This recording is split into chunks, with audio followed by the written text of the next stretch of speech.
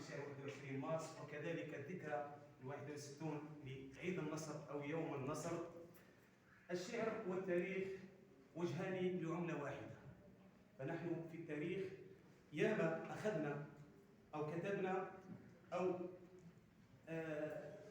استسقينا بعض المعلومات من الشعر.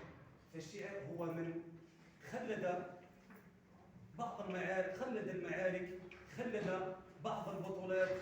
فللشعر على التاريخ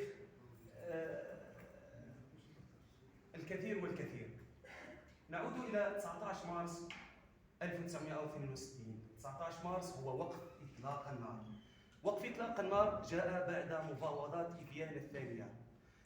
وقف إطلاق النار ليس هو مفاوضات إفيان الثانية.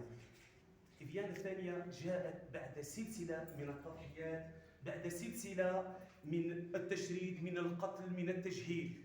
في عجالة خاصة وأبناؤنا التلاميذ هنا نسترجع أو نتذكر بعض فترات التاريخ الجزائري منذ الاحتلال 1800